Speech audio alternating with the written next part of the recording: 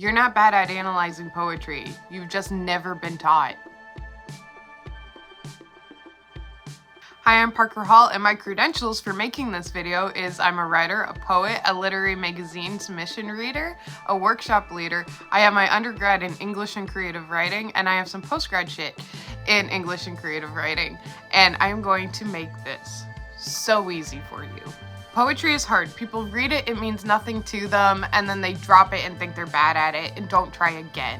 But that's like someone picking up a math equation with a bunch of symbols that makes sense to people who do math, but they haven't been taught the symbols and thinking that they're just inherently bad at it. If you'd like to read poetry, you want to write better poetry, or if you just have a school assignment, I am going to tell you how to analyze poetry. Poetry is hard for people because they aren't taught what to look for in a poem or how poems operate. They don't understand that poems are like riddles, where you need to sift through them to find all the clues and find all the secret things that they're doing under the surface in order to make an analysis. That's why I think poetry is fun, because it's so secret and because you have to do all this work and you get to see words operating at the limits of words. My checklist is going to show you all the steps to getting all those little secret things out so that you can actually see the poem clearly enough to make an analysis. You'll understand poetry the more you read it. You'll be able to pick up repeating metaphors and repeating tools and repeating strategies that many poets use. It's going to be really hard to get your first analysis right. It's going to take a little bit of work, but once you come out the other side, you will see what I mean. I'm going to go through the checklist and I'm going to show you poems as examples to what I mean. I'm not going to read these poems. I'm just going to have it paused and you can read them if you'd like. I recommend that. Duh. This one seems kind of obvious, but sometimes people try to analyze the first stanza of the poem, and by stanza, I mean the paragraphs of poems. Those little paragraph sections, that's a stanza. Sometimes people try to analyze the first stanza as they read through it. You can't do that. A lot of poems, not all, but many, make their meaning most clear at the end, or they will contradict something in the beginning in the end. You cannot analyze the beginning without knowing the ending, and you're gonna want to read it out loud. You're gonna want to pick up on the speed of the poem. Poets can write so that you have the words force you to read faster or slower depending on the vowels they use. Or maybe there's a meter you can easily pick up on, or some kind of sound play. And remember, poems were invented to be out loud. They were never meant to be on the page. Now they are. My professor already said poems aren't words on the page, they are sounds in the air. So you gotta at least read it once out loud, or you can find a recording. There are so many poems recorded on Spotify. Alright, read the poem again, and this time write down everything you just noticed. Oh, this feels sad. This metaphor probably means blank. Whatever. Write down everything you're noticing. Something cool about when we read is that we will basically do word association. Like when someone says, say the first thing that comes to mind when I say this. We do that when we read, and poets are aware of that, and they use that to make the poem clearer. They know that generally people will associate certain words with a feeling, certain words with period and time. Giving us the wrong association can lead us down the wrong road to analysis, so they have to manage our associations and expectations by carefully using words. Like if I say feather and then all of a sudden I say quill, you are going to think of a poet sitting under lamplight with a little quill like Shakespeare, right? That's what quill brings to mind generally. The point of this step is to allow yourself to naturally react to the poem. There's a lot of things that you are going to automatically think while reading, and if you think that it's stupid, you're not going to write it down. I've seen this so many times. I've done it. Write the dumb idea down, please. I was teaching my cousin how to read poetry, and I showed her E.E. Cummings' One Leaf Falling, and I asked her, why do you think the poem is written vertically? And she hesitated a lot. She hemmed and hawed, and I was like, what? Just give me something. And she's like, I want to say it's because now all the letters are alone, but that sounds stupid. She didn't feel like that was an academic enough reason. But poets don't write for academics. Poets write for fun. And she was right. I was like, you're actually right. There's a lot of reasons why this poem is written vertically, but one of them was to instill the feeling of loneliness by separating these letters that should have been together. You shouldn't ignore that feeling. That feeling was there on purpose. One time I was in class and we were reading William Blake's The Tiger. It's a poem about a Christian trying to make sense of why God would create such a horrible, violent thing as a tiger. The tiger, the I is actually a Y in the title, and my professor said, why did he use a Y? My first thought was, because the letter Y sounds like the word why, and he's asking why. But that's dumb. I wasn't about to raise my hand in the middle of university and say something like that. Nobody rose their hand, and she was like, do you ever think it's because, and then she wrote down the word why because beside it. And I was like, oh, it's literally that simple. That first thought, that first feeling, you should be able to trust when it comes to poetry because the poet knows that you were going to do that. Some of your associations are going to be wrong, but that's fine. You will figure that out further in your analysis, but right now just write them all down. I want you to ask why. Look at the descriptions. Look at what is being described, how it's being described, what is not being described. What is the focus of the description? Asking why and looking at what the poet is focused on is going to open up a bigger meaning than you've noticed so far. In Emily Dickinson's poem 328, she is looking down at a bird on the ground and she is trying to understand the bird throughout the whole poem, and then near the end, the bird flies away. And I asked, why does it start below her and then end above her? She's trying to understand human and animal relationship to nature, and then when she's trying to figure it out, the bird flies away and it becomes unknowable to her. It's over her head, literally. I know from reading other poems that something being above another shows a power imbalance, and if this poem is her trying to figure out nature and is signifying some kind of discussion of knowledge, then this power imbalance has to be about knowledge. So asking why the bird is above her has let me understand this poem better. This is a hard step. You're not going to notice a lot of stuff like that. It's okay. Just keep going through it.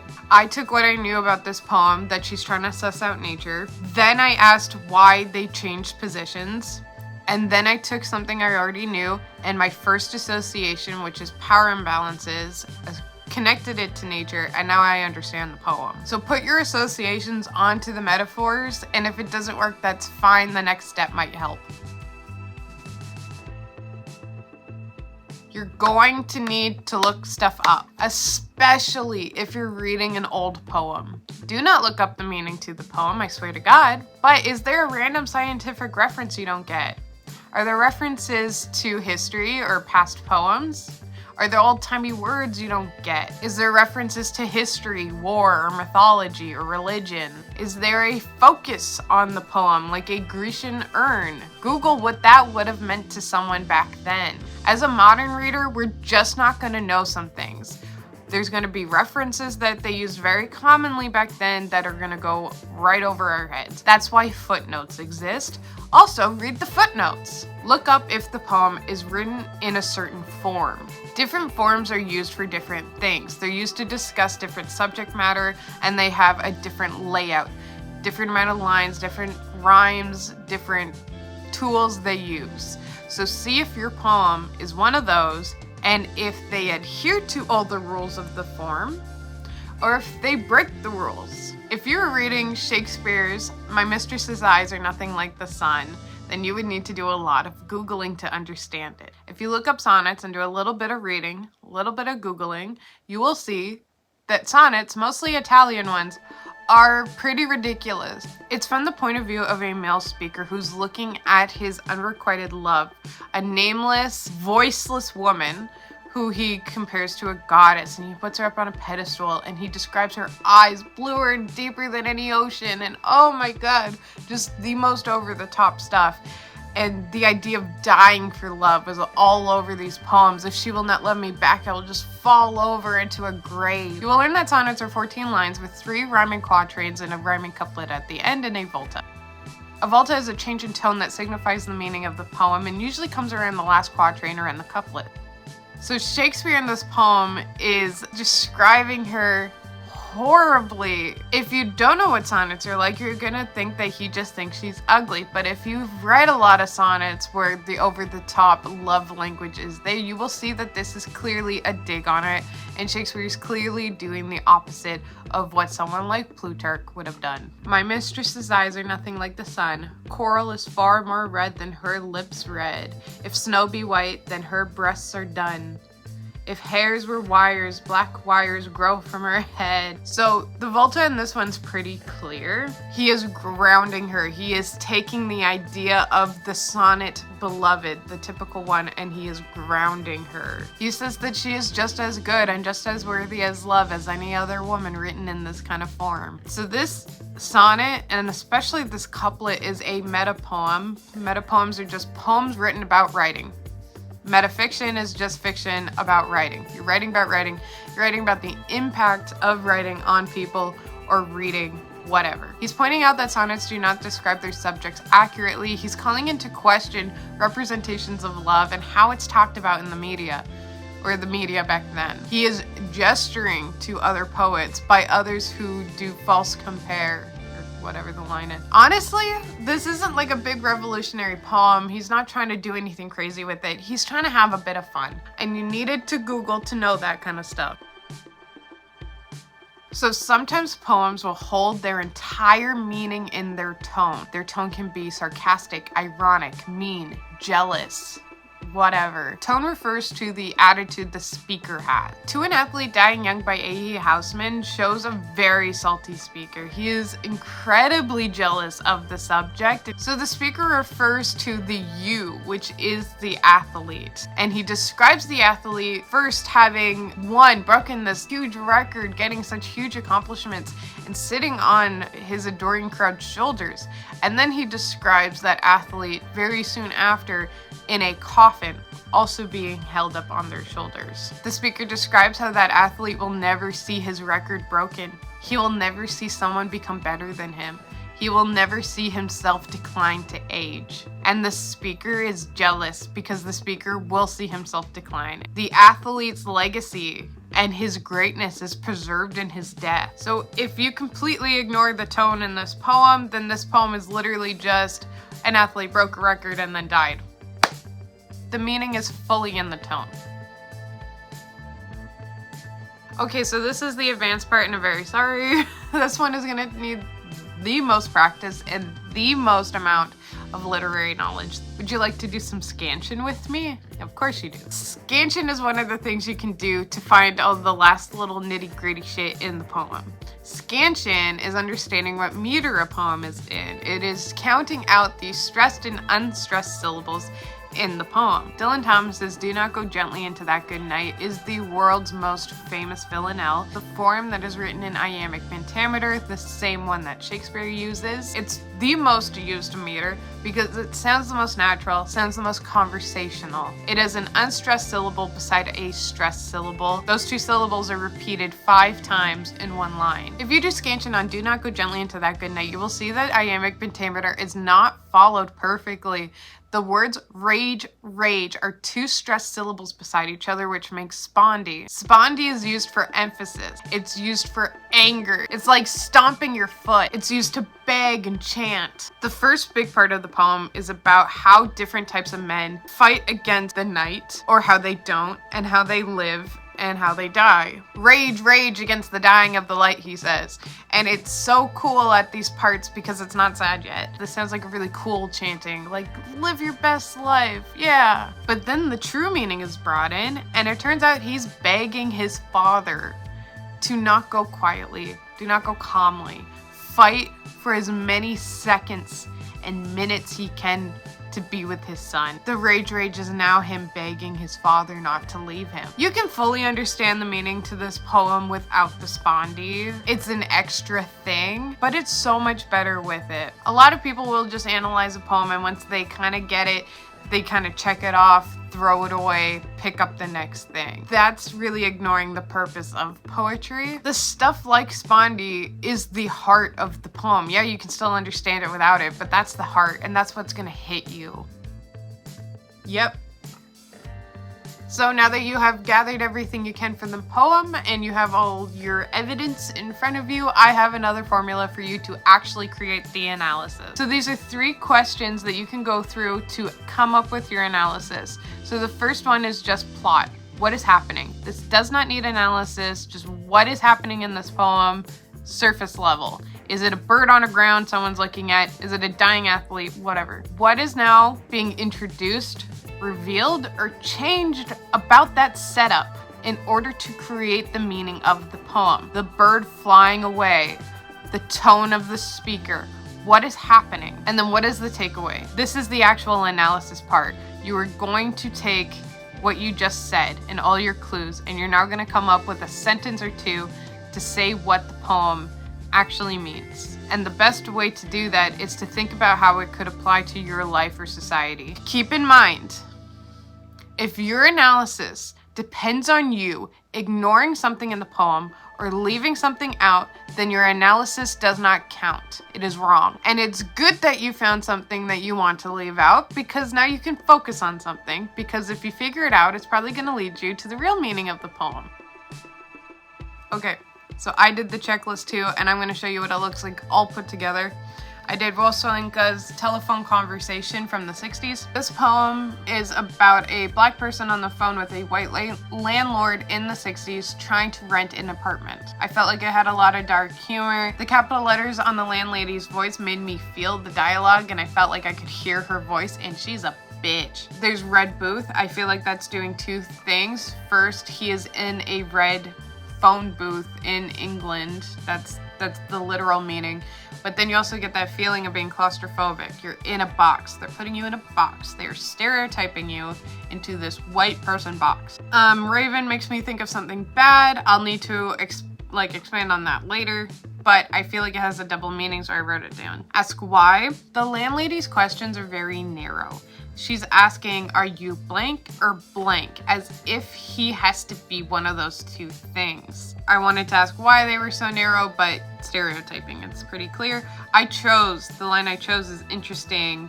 He's choosing the way to describe his skin instead of plainly answering. Why can't he just answer the landlady? Because the landlady is too narrow. If he answered her, I am this or this, it'd be incorrect. The descriptions of the landlady are interesting. Lipstick coated, long gold rolled cigarette holder piped. Sounds rich, sounds privileged. While the speaker of this poem is using a payphone. Why is it over the phone? Freaking duh. So they can't see each other. Manners and politeness is brought up, and I wondered why when you want to be so rude anyways, but she's trying to figure out how to properly phrase for stereotyping offensive questions, because it'd be fine to ask that if you're just simply hiding behind manners. So I did some Googling. Raven's mock, it's a double meaning, the color of his bottom and being mocked. Spectroscopic, an instrument that allows you to analyze a range of colors, like the lady is trying to do, and suss out his color. Button B, button A, I didn't get that. It turns out that's how old phone booths used to work in England. They had these 2 buttons. I still really don't get it. But that applies because the landlady's questions were very, are you B or A? And that's how the phone booth worked, and that's how the world works. Sepia is an old color in photos. It's like a tan, warm brown. It's the color that the speaker is in his passport, so he's joking around here. The tone is awesome because the attitude the speaker's having is that they are making fun of the ignorance and the limited view of the landlady by running around with these answers. These answers are meant to make fun of this person. It was real, that line. Like, the speaker can't believe they're even having this conversation. All the extra little things column, I'm noticing a lot of dashes and a lot of ellipses. Poem keeps mentioning pauses and awkward pauses and just them waiting for each other to say something. And the dashes really emphasize it because you're supposed to read it with those pauses. You're not supposed to ignore a dash. You're supposed to leave some room and it makes it feel awkward. Alright, final analysis. Poem presents a black man trying to rent a room from a white woman in the 60s and he is experiencing racism. What is introduced, revealed, changed to signify the meaning of the poem. The speaker makes fun of the lady's narrow views and very specific questions and her facade of politeness. The speaker refuses to be stereotyped and oppressed by her in this conversation. But the speaker does not have the power in this conversation because at the end, the landlady can always just hang up and withhold land and living space from the speaker. What is the takeaway? Black people have to jump through hoops to gain access to things like apartments and just places to live, and they have to lose their identities in order to jump through those hoops. Defining someone by a color means that they have to lose their dignity. So I know I picked a heavy one for this ending poem, but no one talks about Raul Salenka enough. He is the first African to win a Nobel, and he's so good. Remember, you're not bad at poetry, you're just not used to it. Use this checklist in class and you will freaking ace your essay. I guarantee it. Probably. I really hope this helped. This channel is for everything writing.